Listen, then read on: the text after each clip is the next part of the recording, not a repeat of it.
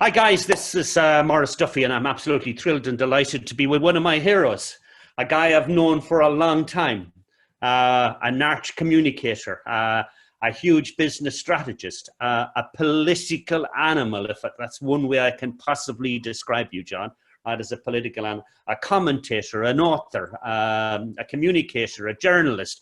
I don't know what else to describe you, John. How else would you describe yourself? I say strategist. I do think strategy is like so much more important. Most people think a strategy is a list of actions. That's just a tactical execution. I really think when you've got a difficulty, elevate, elevate, elevate. And when you get to the frame of the strategy, then you can say, okay, can I now tell a story about this? And if you can't tell a story about it, you're never going to have a strategy. You're not going to be effective. So I think the strategy and the communication sit together tightly. Okay, so we've kind of captured you. So where are you today? Where do we find you? I'm at home. I'm at home in Peckham. I'm in my dining room, which has not had a lot of use recently because we've not been able to have people around. But it's where my music is. It's where my books are. You can see actually in the top corner of the screen, you can see some old video cassettes. I still have VHS cassettes of old films that you can't get on DVD. I've kept them, and I've got vinyl on the bottom rack of the bookshelf. So it's kind of it's our great place for entertainment. And during Christmas, the fire will be constantly on, and it's a nice place just to sit and have a pile of books by one side of a chair and read. Just sit down and read through them, and just and this is lockdown for me. Has been a reading moment. I've read more books in the first 6 months of the year than I normally read in a whole year. So I've had a good time doing that, actually. Okay, and what's work? What work have you been involved in over the lockdown period?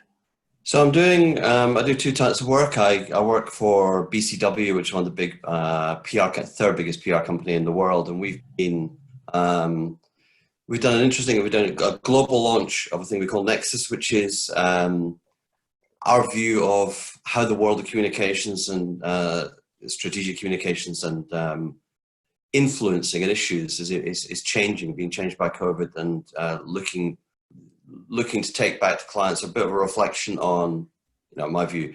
COVID, most people think COVID's a mirror and it reflects back to them. The idea that they most love is the one that now should be implemented, but it's universal basic income or cycleways everywhere or greening the economy. COVID, I think, is a really harsh light. It's shining a harsh light on the status quo and saying to our clients, this thing is happening. New voices are emerging, new coalitions are emerging. We're not moving into a new normal because I think we're just moving to the next normal. We're just kind of moving to something which will change to something else.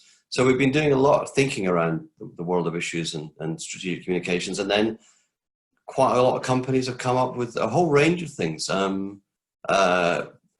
Bakery companies who find that local authorities don't think their lorry drivers are key workers, don't think that their bakery staff are key workers. So getting some of the niggles out of the system, and just the general thing, which is making really clear to people how they act now. If you take any public money, how you act now will be judged by the public, and you need to be thinking about how you're giving back.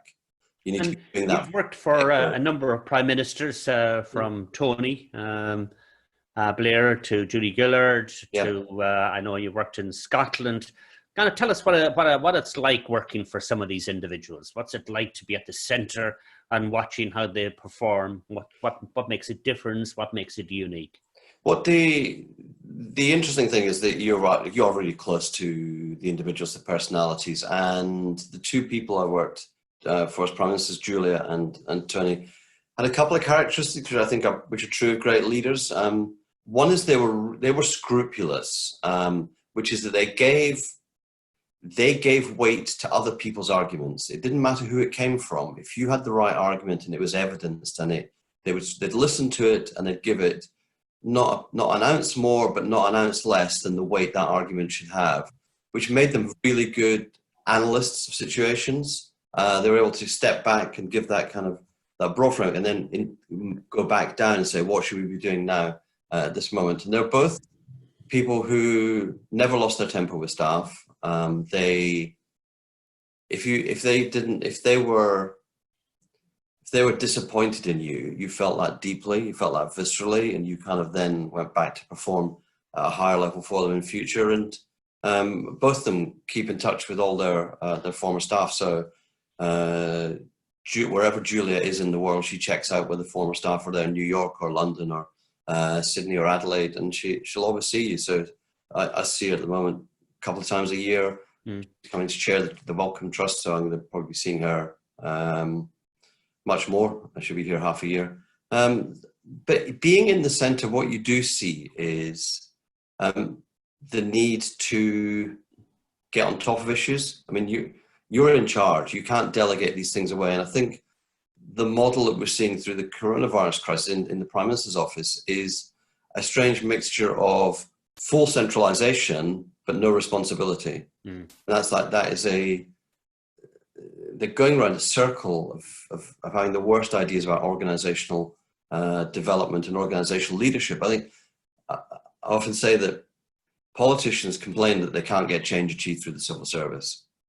The reason they can't get change through the civil service is they do not have a theory of change, because they have no theory of culture. They have no understanding of how you would change a culture through your leadership to reinforce the values that you want to embed in actions, so that you don't have to shout at people every day. People are doing the thing that you want to see the organisation doing. So there's a real break in my view between politicians who know what they want to do. Julia was a reformer in education. Tony was a reformer in public services.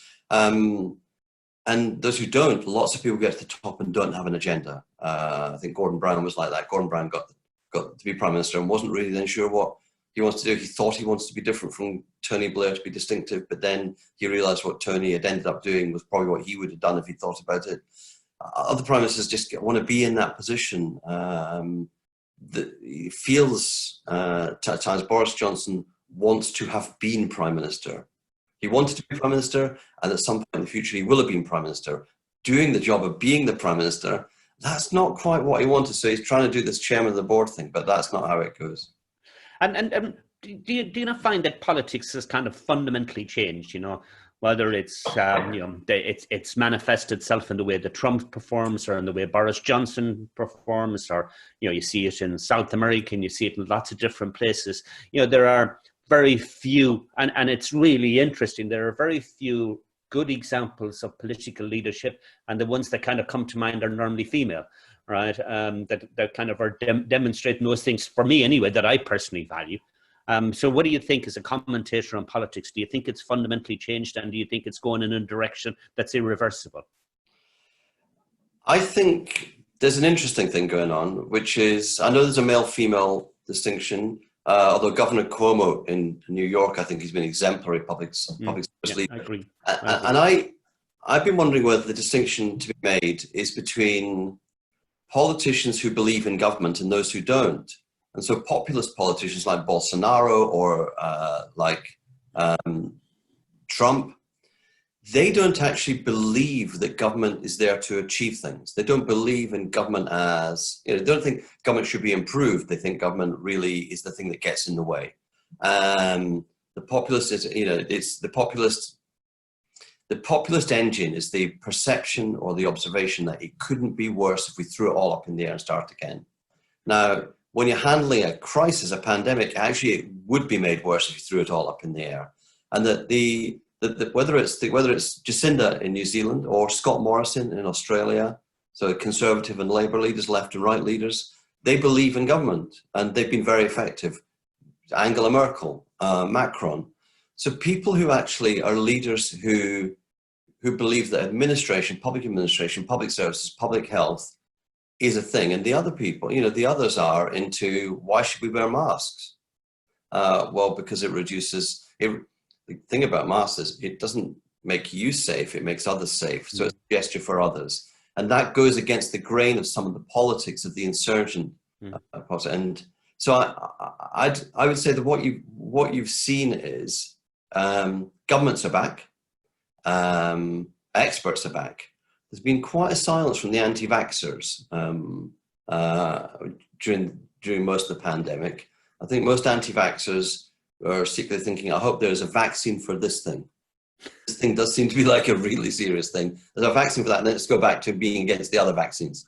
But I think things are still contested. So I saw some really interesting polling yesterday from the campaign group More in Common, who are they're basically trying to work out why in America, why in Britain, why in continental Europe there are these divisions. What is it that's driving division in society, and how can you find ways of talking to voters? And they found that the three top concerns of voters across Europe are health, obviously it's a pandemic; jobs, obviously because it's causing a recession, the response caused a recession, and the third one is environment, which is really interesting because there's something about, they see the quieter streets, the cleaner air, the lack of contrails in the sky.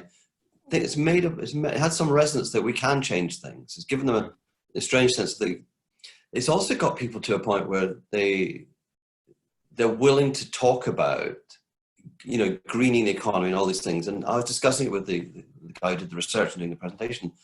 And I said, the tension is, what about the debate about climate change? And he said, don't talk about climate change. Talk about environment, talk about communities, talk about local things, and when you have the frame and the language and the discussion in those ways, people come much closer to you and come on the journey with you. And I think that in a way is what have we seen? We've seen that leadership matters. The difference between different countries done well and badly, in the end, runs to leadership, which tells you what we knew. Politics, government, leadership, they matter. Good leaders make a big difference, and bad leaders sadly make a really, really big difference. So I'm going to push you for a couple of predictions here as to when this podcast goes out, we shall see shall see whether the strategist has got it right. So is Trump going to win in November? No, Trump is toast. He's toast. Okay. Is Boris Johnson going to last the 5 years? I don't think he'll last the 5 years. If the Conservative Party decide that he can't win them the election, they will chop him down as ruthlessly as he chopped down Theresa May. And I think the Conservative Party are the most successful party in Western Europe electorally, and have been since the 1830s when the franchise started being expanded. They are the most successful, longest lasting, most victorious Conservative Party in Western Europe, because they have that ruthless streak. And when you have a situation where in the middle of the pandemic, all of the money that's being issued by the government to support workers being furloughed hasn't got government branding on at all. It's got the Chancellor of the Exchequer's signature on it. Rishi Sunak, the menswear brand, as Chancellor. You've got somebody already working to say, I'm here. And equally, you've got Jeremy Hunt going, I'm here. I'm a very competent health select committee chair. So the Tories are spoilt for choice if they want to make a change. And their character, inherent character, is they don't panic, they just act. Brexit going to happen? Oh, Brexit has happened. We've left. Well, I know it has happened. So are we going out with a deal, or are we going out with no deal? We're going to go. We'll leave with no deal. I think the government. One of the characteristics of this government, you do have to take them by their word. They say that they want to leave and they don't want to accept any terms by the European Union. And they tell the European Union, unless you give us what we want, then we'll leave with no deal. They really mean it, because all of their campaigns and all of their strength has always been, we say what we do.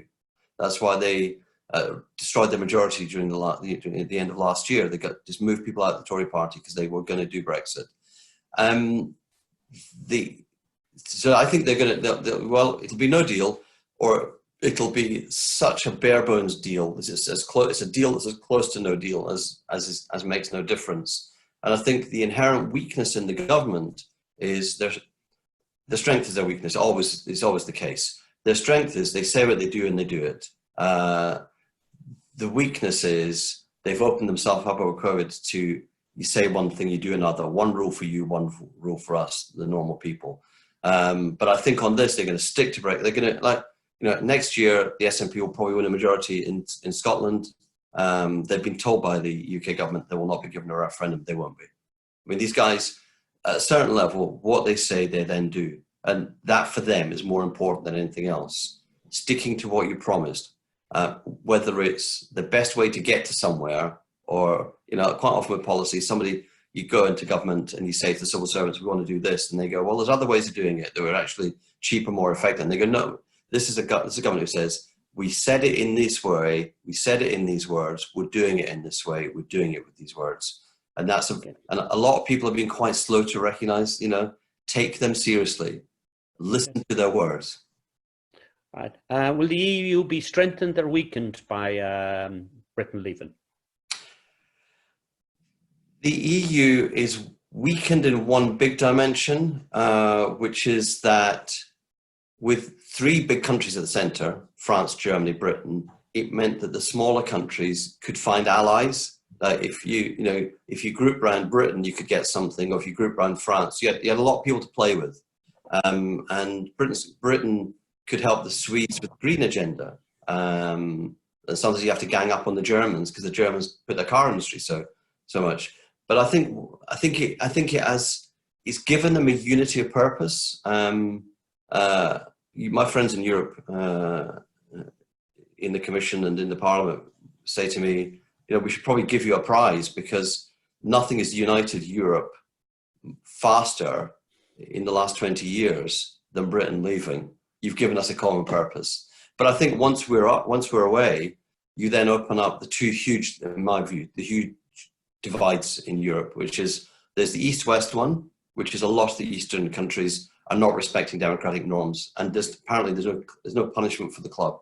If you're in the Commonwealth, you can be expelled. If you're in the European Union, you can abolish press freedom and nothing happens to you. So and there's the North-South one, which is still going on, which is that the northern countries wish to inflict a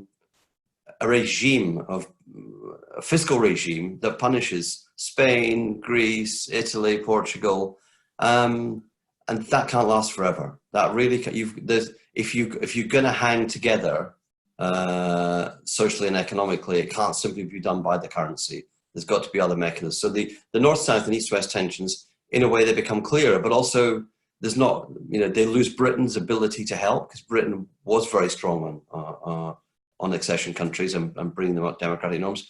But they lose the nuisance value of Britain, but they lose the sometimes, And the other big topic, China rising or falling? China rising. I mean, the Chinese perspective would be that for the last 1100 years, they've been the biggest economy in the world, except for the last 100. That the 20th century is the aberration. So we're a bit surprised, the rise of China. They're not, they're coming back to their natural place. And the thing about China has always been, when China comes back into the room, there's not much room for the rest of us to breathe because they're so big. And I find some of the debate in British politics about China to be pretty shallow, in that it's always, do we cooperate with them or do we confront them? Well, the answer is you cooperate, you compete, you collaborate, you challenge. You use all of these different things because this is what, the one thing you know is you can't run foreign policy according to some kind of moral values. Because if we're not doing trade with China because of the Uyghurs, whereas the human rights violations, then why are we doing any trade with Saudi Arabia? Well, we're doing trade with Saudi because choosing between Saudi and Iran, we prefer to work with Saudi. Now, that is a legitimate decision, but in those circumstances, you then have to run that through everything. So this thing is coming to a very difficult situation for us because as Britain leaves the European Union, there's a very clear, again, think what the Tories are saying, global Britain. They've got a very clear view, in my view, about what they want to do. You amalgamate foreign aid back into the Foreign Office, DFID into the FCO. You probably wrap international trade back in there. Ambassadors become really important people. So our African ambassadors have got soft power, they've got trade, and they've got the DFID money. Those people are then quite big figures. They're really important for us. And the actual contest in Africa is the most important one for us with China. Because for me, the contest is, as we enter the 22nd century, as our children, our grandchildren enter the 22nd century, do we want an Africa shaped like China or an Africa shaped like Europe? So that contest about democratization, that contest about civil society, lack of corruption, participation, that's where, and that, you don't need to say we're not having Chinese investment, we're not having Chinese students. You're saying something different. You're saying you have your model and we have our model, and we're going to promote ours really hard, because I would rather have an Africa at the end of the century looking more like Europe than like China. And I think it's like, I suppose, as I said at the beginning of this, like, if you got a hard problem, don't go down into the weeds. Go up and kind of frame it. What's the actual big strategic question? Are we going to trade with China? Yes, we are. Does the world need to trade with China? It's so much part of the economy. And somebody once, I mean, a pre-COVID comment to me was a brilliant one from a German social democratic politician. We're kind of back and forth about China and the clothing industry in China and the cheap clothing. And the politician said, "Do you know what? China's got to sell a lot of t-shirts to us to be able to afford one Airbus." So the trade going back and forth is important for us. And just kind of on Saudi Arabia, from where I'm sitting in Newcastle, it's really important so that they spend all their money in Newcastle United, right, and lift the local economy. But as an aside, so some quick fire questions. So thank you very much. That's just, as always, fascinating and riveting in talking to you. So you said your music is behind you. So what music do you like? So I was a punk in the 70s. I ran one of the first punk fanzines in Scotland, and still loyal to that. I love live music. I went on a journey from punk to noise, kind of industrial music, and then from that into avant-garde jazz, freeform jazz, and then the current bit of my journey is techno. I'm massively into techno and trance, and that's the big thing I'm missing now. Is last weekend was meant to be the Field Day Festival, and Bicep, the Belfast duo, were going to be headlining, and that a world without being able to go to live music is I'm not sure that's a world worth living in. So that's one of my biggest things. Yeah, you know how much I like live events. So I absolutely support it. So what's the best book you've read recently? I read The Leopard by Lampedusa, which is a fantastic historical novel set in Sicily around the unification. It's such a humane book. It's got a depth of history about Sicily. It's quite a conservative book, but conservative in the famous line in it is things must change if they are to stay the same. So it's got a sense of the resilience of institutions. It's got a deep historic sweep. Fantastic description of the Sicilian landscape. Made me basically want to go to Sicily. It was reassuring in lockdown to read about a very different place than urban London, but it was also but that's probably the top one. But I've taken to sending people lockdown COVID packages of like the last 3 books that I've thought was really stunning. Ginsberg's Little Virtues, just some things that are kind of like, you go, whoa, that's the bits where they connect with you have insight for you. So and John Berger, I always go back to John Berger's essays. So I've been reading a lot about art from John Berger, and then wanting to get back to galleries to be able to stand and look at things. That's just fantastic. I have got just kind of a couple of questions because I cannot resist. I just cannot resist. And I'm always, so there's kind of 2 or 3 questions, quick questions that I wanted to ask you. Right. And one is kind of a couple of them from a personal point of view. So let's kind of deal with the first one. So discounting Tony and discounting Julie, who is the best politician? Barack Obama, in that his words could shape a world. And that for me is a very important thing, that often politicians think their legacy is the thing they built. The law they passed or the thing they built. And I always say to politicians, whenever you're going through a railway station, look for the plaque by the forgotten politician, because there are many, many monuments to forgotten people. Language is a legacy. So for me, some of the great politicians, the ones whose language still resonates, like Bobby Kennedy's does, like bits of JFK's do.